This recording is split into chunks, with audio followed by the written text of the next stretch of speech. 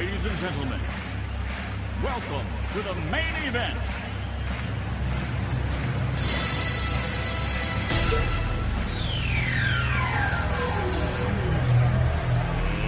Let's get ready to rumble!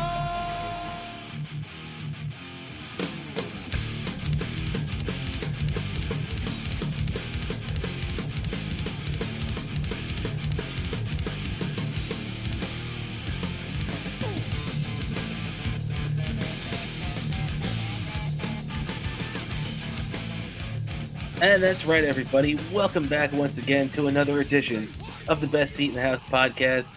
As always, I'm your host, Rob Kramer, joined by my co-host, Daniel Bobo Curlin. And Dan, how you doing today, buddy? I'm doing fine. Just got through the first time we've had maybe in a few years we've had any kind of semblance of snow in the lower part of New York State. And just got through it. Realized I was out of salt. I didn't have enough salt since the last time. Yeah, that's the worst, man. I had to order be arriving soon, so hopefully he'll be ready for the next time. But I missed assumption and didn't realize it was think it's enough, not as much as I would have wanted to, but it was just enough to get to do some okay of a job at some shoveling as I was shoveling snow outside. But I got through it. We're also fresh off of our Davey Mac Sports Program appearance last Sunday, and that was such an amazing time. I mean, it was a wild journey, but I mean, it was great for you to join me. Well worth the crazy journey it takes to get there to New Jersey via where Dave films the show via public transit. I'm sure you got to actually experience how I pull off this journey. Like you took a little further trip on the LIW. I just took the LIW one stop from Woodside, but we took that New Jersey Transit. Had to wait a little bit for Dave to pick us up. Did the show, which usually is like which is like an hour, which feels like the whole thing we make that whole trip for is the shortest portion of the whole thing. Was doing the show. Dave drives us back to the Metro Park train station in New Jersey. We waited a little bit for the train, got on the train, and then headed back. But man, that was such a fun time. And like I said in the tweet, from where I said that from where I live, doing an appearance on everything it takes to get to where Davey Mac does the Davey Mac Sports Program, you're probably going to be drowsy by 6:30 p.m. That's about right. Actually, maybe not quite 6:30 p.m. But I was like, no, I was just eating. I was just pretty much had enough. I was pretty much exhausted, just enough just to eat some dinner, and then literally just passed out asleep. But man, it was worth it, and I cannot express how much glad I was that you got to join me for that one. That was just a fun appearance. I just had to rewatch it just to see what that was like. Yeah, and make sure if you haven't seen it yet to check out, as Davey Mac would say, the B-Sit boys. Check out our appearance on the great Davey Mac Sports Program on the Eastside Dave YouTube channel. You can check him out there at Eastside Dave on X, Twitter as well. And check out all of his stuff there. Really phenomenal episode with Dave and Bobby Tamburo, the his producer, and obviously a great comedian as well, and the great musical genius Roy Harder. So just a phenomenal show, and having me and Bobo on was really just such a great thing to do for us, by the way, too, because it as they say, in professional wrestling, he gave us the rub.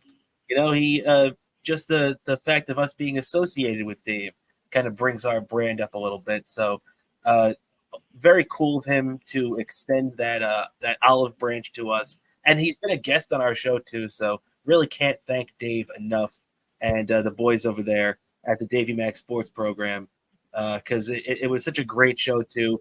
Dave, has these hilarious games. I love doing driving, riding with the boys as myself, Bobo, and the great East Side Dave drove from the Metro Park Jersey Transit Station all the way to the Dojo of Comedy over there in Morris Plains, New Jersey. So it was just a really fun time as Dave gave Dan some American history trivia. I wanted to ask you, Dan, what did you think of that on the spot, America quiz? That was pretty funny, and it also shows too how good Dave is, that he came up with that whole game on the spot.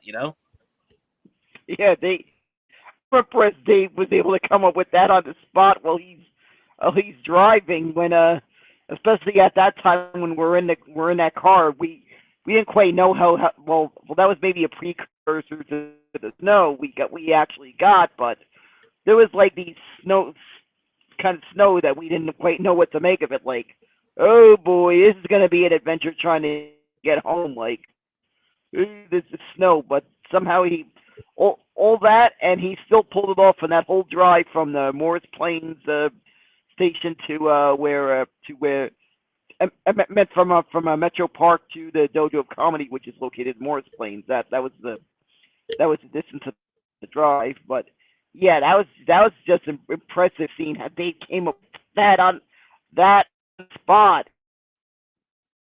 That was, I cannot express how much. That was just a fun trip from the very beginning. And by the way, I personally filmed a video of documenting our whole journey to and from the Davey Mac Sports Program. That's going to be it's going to be on Patreon. All you guys that are subscribing to our Patreon get early access to this video.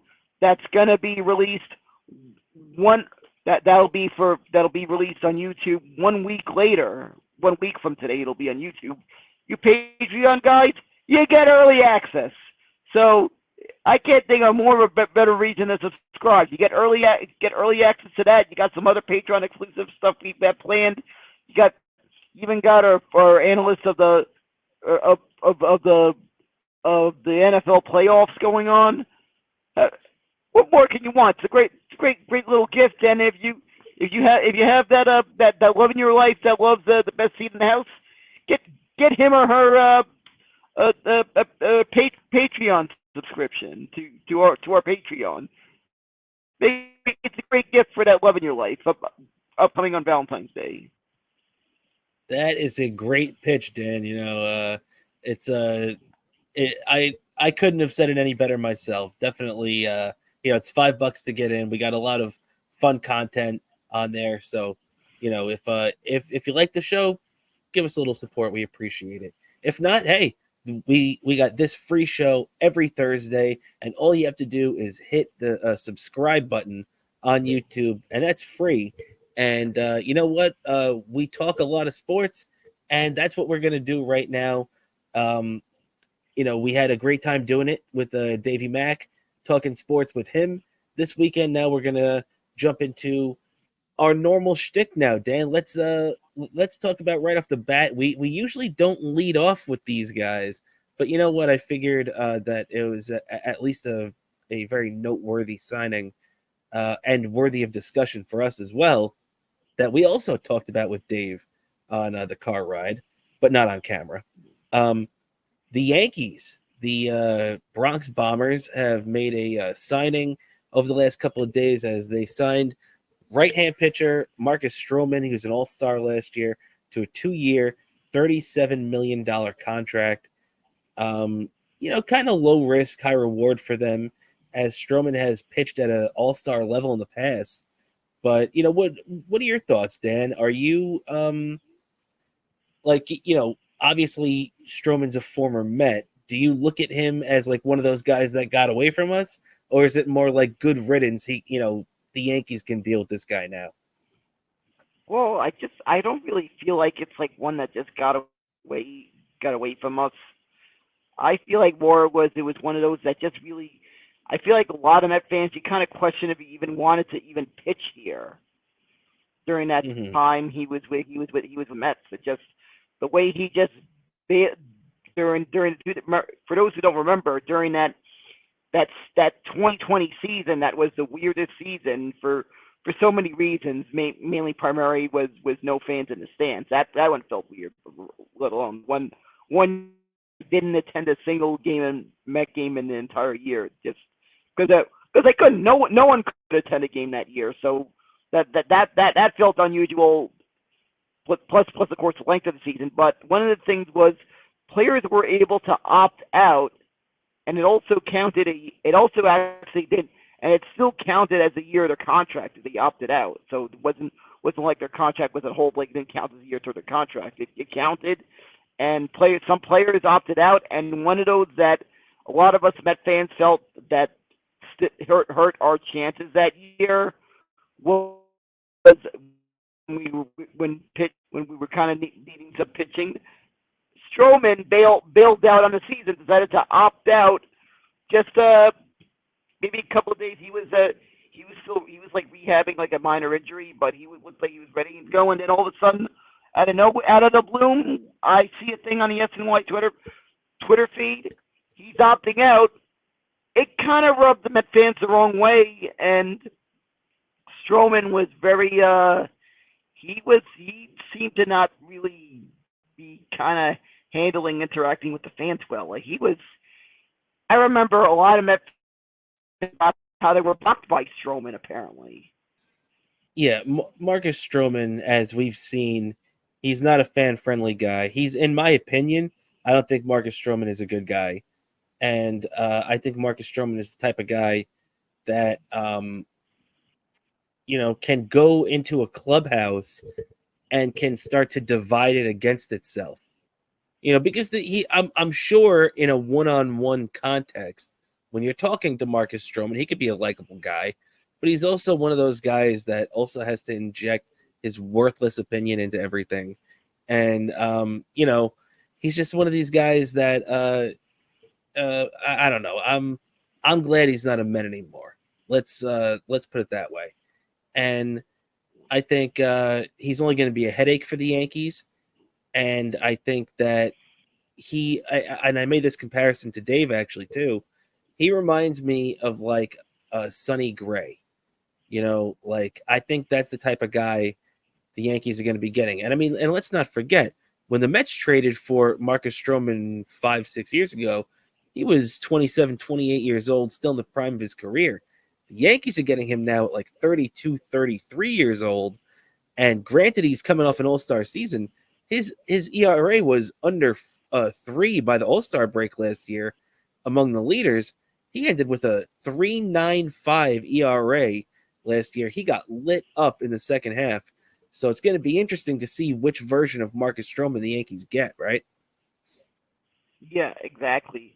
I feel this one is either going to go really well for them or just completely blow up in their face. And good luck with you guys. And all I can tell you is that if things go, I have a scary feeling if things start going south, all of a sudden Yankee fans are going to get to see what some of us Met fans saw on social media that were upset and or whatever. And, whatever we or however they responded to him on social media, they'll see what Stroman's like. He was like that here too. So I definitely agree with you there, Dan. And it's gonna, the way it plays out is in the end, as it always is for the Yankees and most teams, are the Yankees doing a lot of winning? And if the Yankees win 95 games next year, and Marcus Stroman goes, 12-10 with a 4 ERA, I'm sure even though Yankee fans won't be thrilled with him, he'll kind of get a little bit of a pass because the Yankees are winning. But, we'll see. We'll see how it all plays out. And the best thing for the Yankees is that it's a short-term deal. And for a guy that's probably going to plug in as a 3 or 4 starter, $18 million, $18.5 million, a year, not too bad of a price tag. Got to give Cashman at least credit on that, even if I'm not crazy about the deal itself. But just to keep it rolling along, Dan, I also want to talk about the Mets a little bit before we get into a few of these more pressing matters going on right now. But so it was announced today. We already knew that the Mets would be retiring two numbers this year, Doc Gooden and Darryl Strawberry. They released the dates. So the Mets announced that on that number 16 for Dwight Gooden will be going up on April 14th, and number 18 for Darryl Strawberry will be going up on June 1st. Dan, what are your thoughts about these two numbers going up? And do you think that these guys deserve it? I think, of course, barring the certain circumstances, the way it kind of worked out, the way their careers ended. But overall, they had such a big legacy on the Mets that I feel this was definitely a good argument about whether the number should have been retired, because Doc Gooden probably is one of the best through the history, and you definitely got to give it credit to Strawberry. The guy holds some records in Mets history. And then currently the guy holds the team all-time home run record. Probably one of the greatest homegrown stars we've had.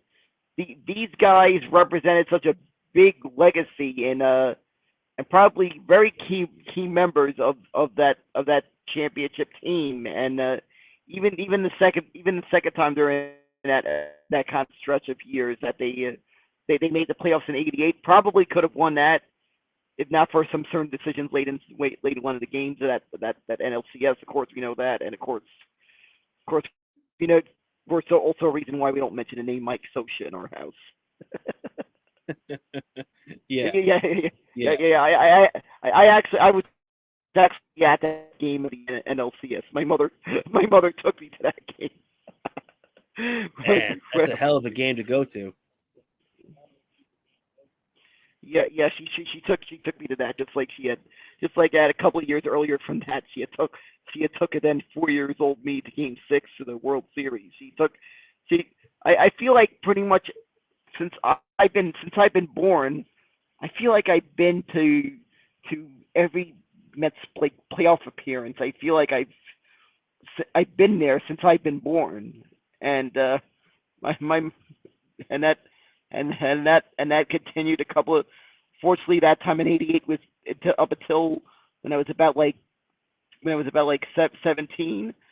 I did not see any postseason baseball in person. Did I get to see the Mets in a postseason until I was 17? I was like a teenager by the time I was able to say I was at Shea Stadium in October. From that, after that, it was until 17. I could say I was seeing October baseball at Shea Stadium with that playoff run in '99.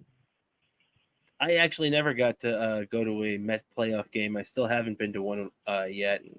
And I was born in '86, so I don't remember '88 at all. And yeah, I was 12 or 13 years old before I even got to see the Mets play a playoff game ever, and that was only on TV.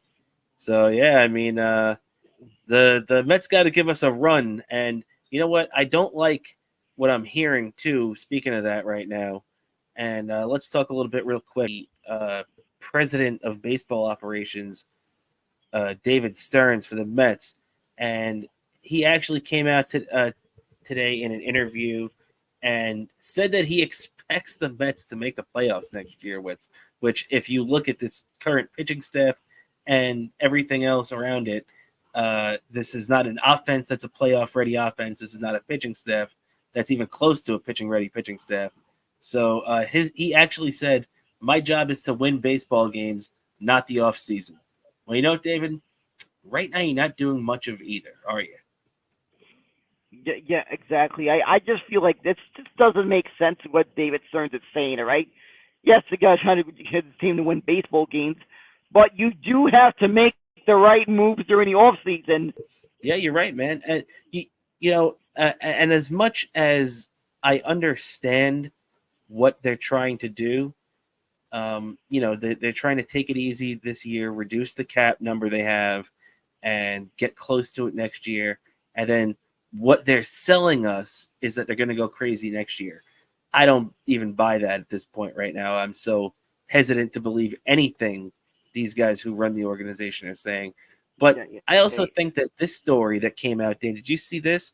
Me and you've been talking about Blake Snell, and it was reported the last couple of days that the Mets and Red Sox reached out to Blake Snell, which doesn't make any sense. But I mean, look, I'd be happy if they signed him. I just don't think it's going to happen. I think this is fake news. What do you think? I just have a scary inkling that this is just one to just drive up the price. I feel like it's just something to just try to get interest from where he really wants to go. I feel like I just have this scary inkling with him. Yeah, I mean, because they just kind of know that the Mets aren't at this point going on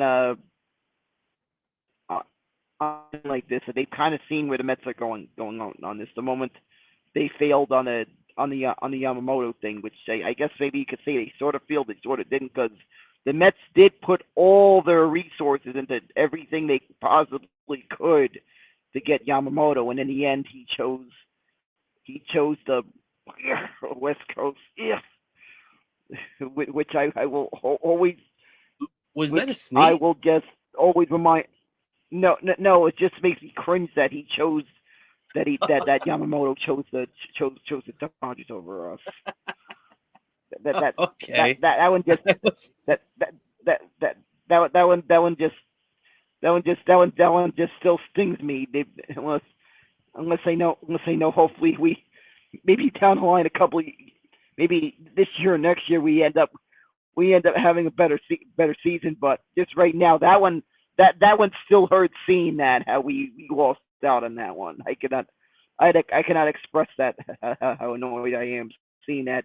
Seeing tweets from every Dodger fan I know, all excited about that. It's envious of that. Seeing all of them tweeting about that, and we're here getting the bottom of the barrel during this off season. It's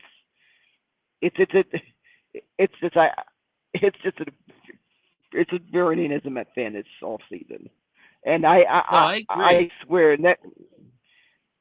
And I swear that the moment, and I feel like it's just bound to happen. The next 3 years, I just feel like it's bound to happen. The Mets win the World Series, and when it does happen, I want to look back on this year. Am I right? I want to look back at this and say, I want to look back on this and say, I went through hell through the 2024 season. I wish I could be that optimistic, Dan. I don't think they're winning a World Series in the next 3 years. I don't. They blew it, and I don't know. I've lost complete faith in all these guys. But one last thing on the Mets before we move on is that maybe an interesting thing for their future is that the Mets actually today signed 17-year-old Vladdy Miguel Guerrero, who's the half-brother of Vladdy Guerrero Jr. and the son of Hall of Famer Vlad Guerrero Sr. So, I mean, there's a lot of talent in these bloodlines, Dan. Picking up the 17-year-old son of a Hall of Famer, not too bad, right?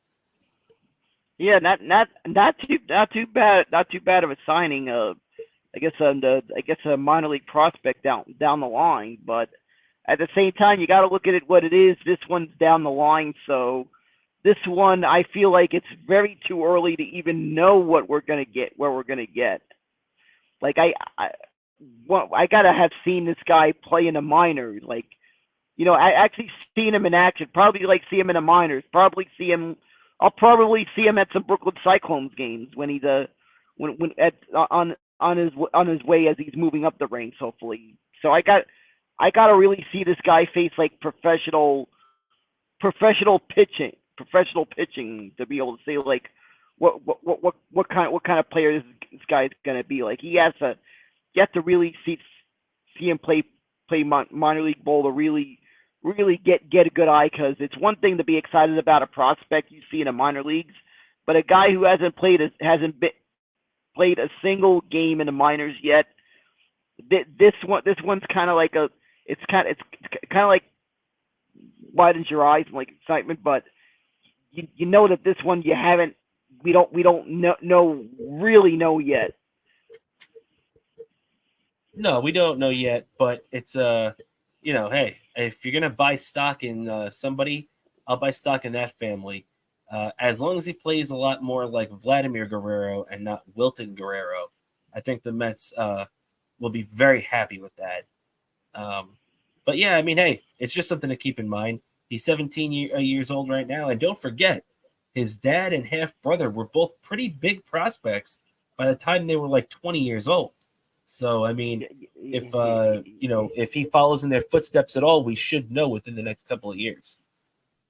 Yeah, exactly. And I'll have to say, this guy might be one of the more gutsier in the Guerrero family, because I feel like the history when I noticed that Vladimir Guerrero Sr. didn't seem like he wanted to play in New York during his time in his career. Like he didn't really like want to play in like that a team that had high expectations. Like he was kind of okay with winning, but he didn't want to play someplace that had that high expectations to winning. And the Well, don't consensus forget, I got, Dan, don't forget in 2003 in the free agency, he was very close to signing with the Mets, but the Wilpons stupidly didn't trust his back, so they didn't want to guarantee him that money, and they lowballed him, which is why he ended up going to Anaheim. So, I don't necessarily know that he didn't want to come here, because word was that he was pretty close to coming here. yeah. So that yes, so I'm guessing that, but I'm just guessing by his playing career. He played in places that had very low expectations. Put up those numbers, and I just feel like it's just a whole different ball game when you're playing with that expectation to win. When you're often in contention, there's a lot more eyes on you when there's that expectation to win. And even though, of course, his son Vladimir Guerrero Jr., he's kind of gotten the Toronto Blue Jays like the playoffs and stuff for the first time in 8 breaking playoff droughts with the Blue Jays. But at the same time, Toronto isn't like a high expectation place. Maybe it is. Maybe it might probably be because it's the only MLB franchise in a Canadian city. So Toronto's kind of become the de facto favorite team amongst fans that are in the Canadian city. So that kind of brings that pressure. But I don't feel that pressure like when you see like a Boston or a New York, or maybe it's going to be interesting following his journey to the majors over the years. And because the Mets have a farm team in the high A ball in Brooklyn, I'll be getting to see part of that journey to the majors. Lucky for us, we'll get to see part of that journey. But like you said, we're going to be sitting front row seeing this kid develop. So it's going to be real interesting to see how that plays out. But do you have anything else you'd like to add? Yeah. So, and I have to admit, when he ends up in hopefully it works out very well. If he ends up in a high A ball, we might have to do a best seat in the house trip to actually get to see him in action. I'd be up for that. I love that ballpark over there in Brooklyn. No doubt about that, buddy. Yeah, and also I got to give a good shout out to 2 people I know there at the Cyclones who do a wonderful job there, who are big supporters of our show. Got to give a big shout out to Rick Viola and the guy at the Cyclones game, guy at the Brooklyn Cyclones everyone knows as King.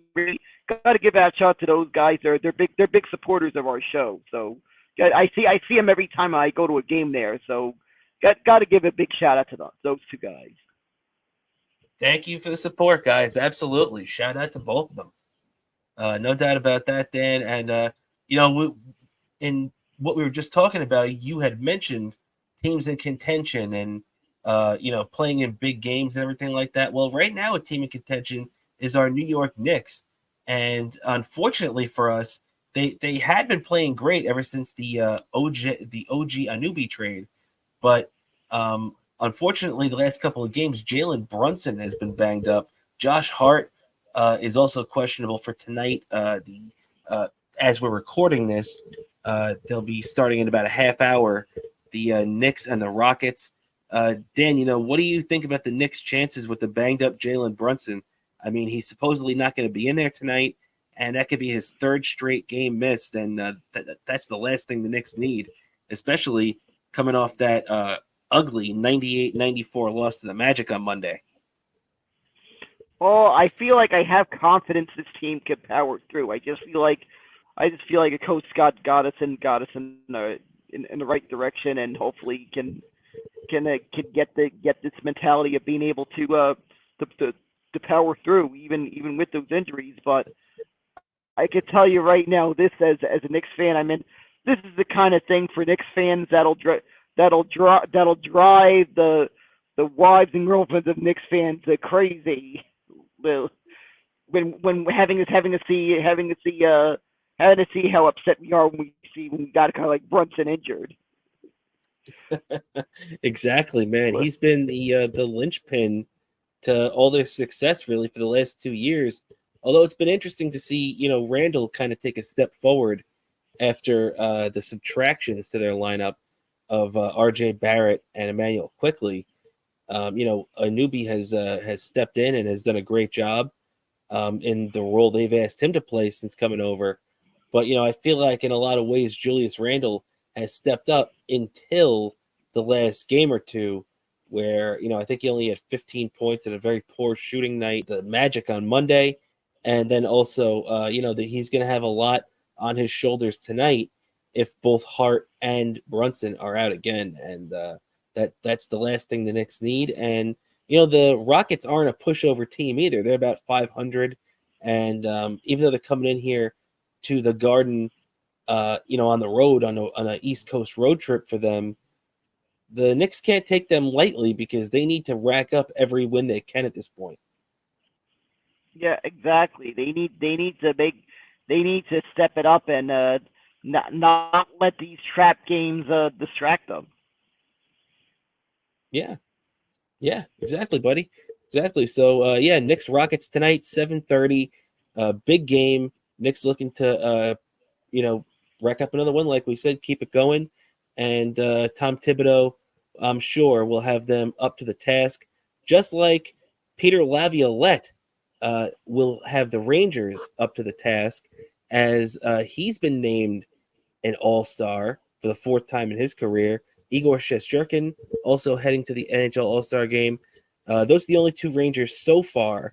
There's still a couple of guys that could be added, pending injuries and stuff like that. And Artemi Panarin would have been an all-star, but he opted out of playing as he and his wife are waiting on the birth of their child. So Artemi will not be joining them, understandably so.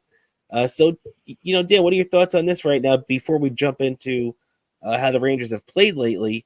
What are your thoughts on the All-Star game? And does the Rangers being involved like this make the All-Star game more watchable for you? Yeah, that's well. For one thing, I got to say about the bread man, Ante Panarin. Congratulations to Ante Panarin and his wife on expecting their kid. I figured I think this is their second kid. I've lost track of how many kids him and his wife have, but congratulations to him and his wife. Absolutely. And rest up and best of luck.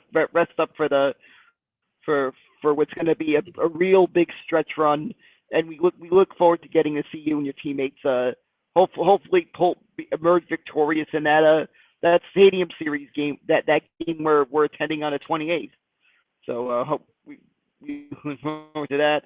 But yeah, I had also we guys say congratulations to Peter to the All-Star game, Igor Shesterkin, and yes, I do feel like there will probably be more. Hopefully, maybe one more Ranger being maybe. I could see Kreider probably getting named to the All-Star team probably. But another thing I have to say about the NHL All-Star game locations, the last couple of years, I feel like it was like really weird, obscure. Like I really feel like certain places seem to have more enthusiasm about hosting the All-Star game and just that hockey enthusiasm. Like I thought it was weird seeing like last year the Miami area.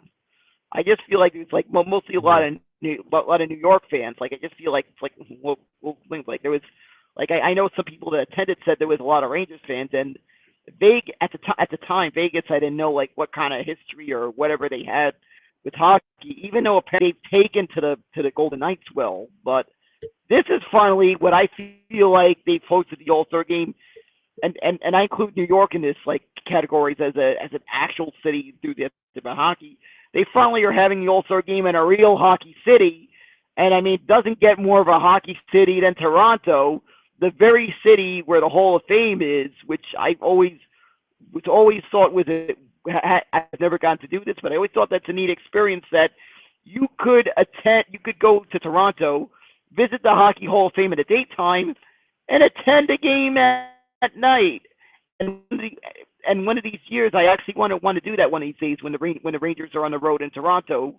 They actually do that, visit the Hockey Hall of Fame, and then I get to see the Rangers on the road, play on the road against the Leafs and over at the I forgot what they call the name of that venue the Leafs play at, but get this, you get to see get to see a museum dedicated to the history of the game and all the greats and of hockey's past, and you get to see the guy the star the game the present day of the game up close right after. So it's I feel like that trip like that Toronto is like a celebration of that, and I feel it's just like a perfect location to do the hockey All-Star game. Could have done a better job with those with that jersey design, but I'm looking forward to see what takes place at the All-Star game, especially the skills competition. They seem to always have a lot of fun with that, and I feel that's kind of like a part of the thing.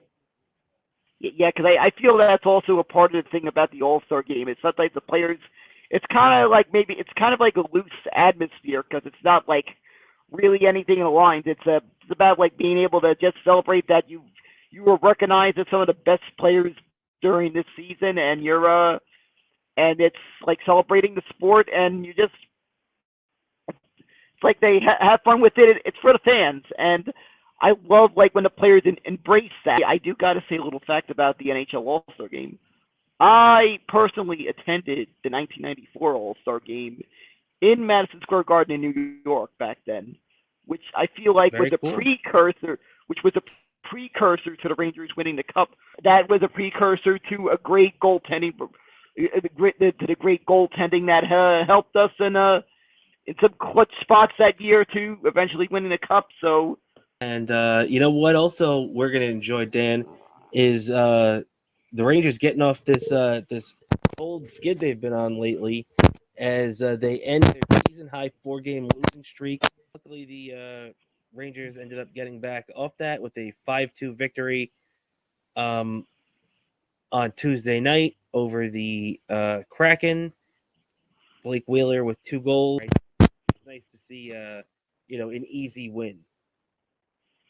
Yeah, that was just a nice, easy win because I'd seen like the last 4 games in a row. I was scratching my head. I was throwing remotes at the TV, and now it's like I feel like we're finally back to having back-to-back winning streaks. Don't go through this long winning streak. Don't go through this long losing streak like this again, because it was getting me nervous. I've seen this too many times with teams that I'm a fan of. Don't do this, all right? Don't do this to me now. Yeah. I just feel like it's like a breath of fresh air having Kakko back. Just gives us more depth, and I saw what we definitely missed him, and we saw definitely why during this game. Definitely good to see Kakko back, and also the other 2 guys. Rangers still aren't even close to being fully healthy yet, right? Yeah, we're still not there, and I can tell you that'll be a breath of fresh air. We'll have Hedl back, and I was actually seeing some articles about Heedle's rehabbing his injury. Apparently, he's working out this getting back into game day shape with I feel could be more of an experienced person to work with to getting back ready in game shape. A guy who seems like an ageless wonder. Apparently, he's still playing professional hockey in Europe. One of the greats in the game of hockey, Jaromir Jagr. That was impressive with him hearing that. All right, I think that's just about going to do it for us today, Dan. These we've been having a little technical difficulties today. Hopefully, I can get them straightened out this weekend, and we should be back to normal by the time we do our Patreon show this weekend. If you're not in, check out the Patreon show. $5 gets you in. Patreon.com/Best Seat in the House podcast. Dan, before we get out of here, do you have anything that you'd like to plug for yourself? Sure. I got to plug my Twitter page, Bobo103 NYC, Instagram Bobo718DK. It's the same thing on Threads. Also, YouTube Daniel Curlin. That very video that you're hearing about, that's going to be on our Patreon. You guys get early access to this video that you're not going to get to see on my YouTube until 1 week from today, but it'll be there, and you guys subscribe to Patreon. $5, you guys get early access to that. So definitely check that out. That's right. So do yourself a favor and check that out, just like Dan said. And I think just about going to do it for us today, man. So don't forget to check out our appearance on the Davey Mac Sports Program. We do have the link included in the description of this video. So make sure to subscribe and like the show today over for Dave. Do the same for us if you think we earned it. We appreciate all the support we get from everybody. So for Daniel Bobo Curlin, I'm Rob Kramer, and this is the Best Seat in the House podcast. I will catch you next week, everybody.